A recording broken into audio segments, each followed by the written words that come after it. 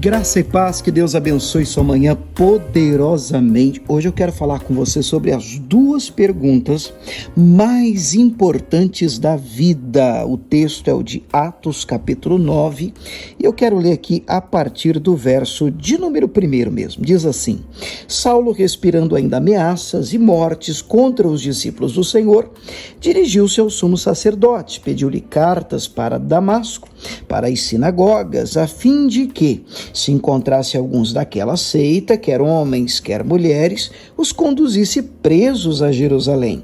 E indo no caminho, aconteceu que, chegando perto de Damasco, subitamente o cercou um resplendor de luz do céu, e caindo em terra, ouviu uma voz que dizia: Saulo, Saulo, por que me persegues? E ele disse, aqui está a primeira pergunta mais importante da vida: quem é, Senhor? E o Senhor disse: eu sou Jesus, a quem tu persegues. Bom, vamos fazer uma pausa na leitura e vamos destacar esta primeira pergunta mais importante da vida de um ser humano. Quem é Jesus para você? Essa pergunta uma vez o próprio Cristo fez aos discípulos, né? Primeiramente perguntando, dizendo, o que é que dizem por aí? Quem dizem por aí ser o Filho do Homem? Aí eles começaram, o profeta Elias, o profeta Jeremias, João Batista, enfim. E para vocês, Jesus afunila a pergunta, né? E vocês que me seguem, quem eu sou?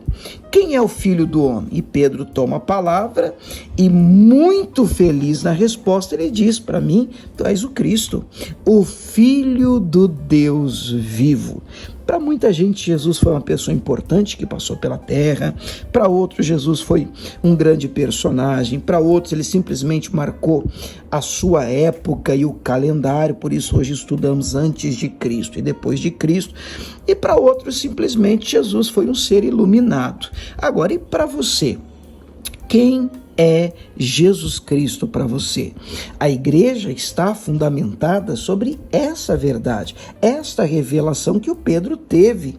As portas do inferno não vão prevalecer contra a igreja do Senhor, desde que ela esteja fundamentada sobre esta verdade. Que verdade? Jesus Cristo é o Filho do Deus vivo. Essa é a primeira grande e importante pergunta que nós precisamos ter claramente respondida dentro do nosso coração. Bem, aí o texto segue no verso de número 6 da seguinte maneira: ele, o apóstolo Paulo, até então Saulo, né, tremendo e atônito, disse: Senhor, que queres que eu faça? Senhor, que queres que eu faça? Então a primeira pergunta é: quem é Jesus para você?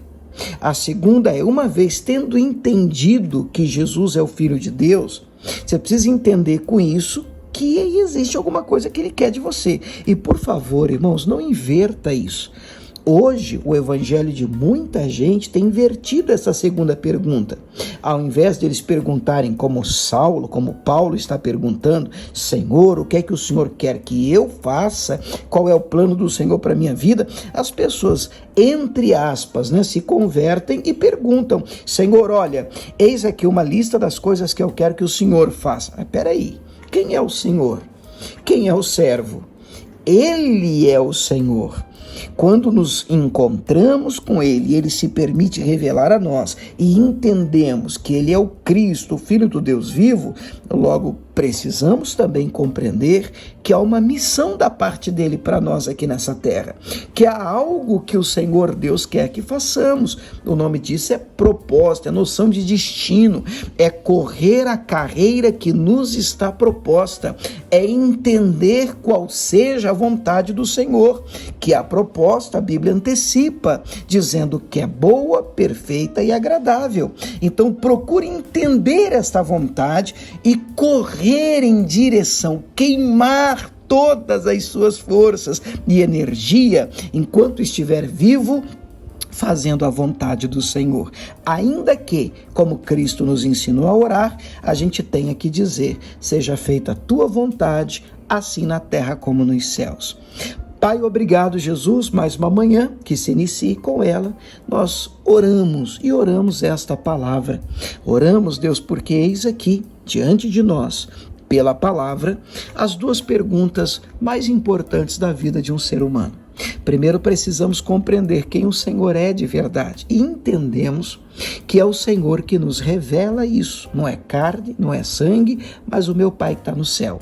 Uma vez tendo compreendido quem tu és, nós agora precisamos também entender o que é que o Senhor quer de cada um de nós.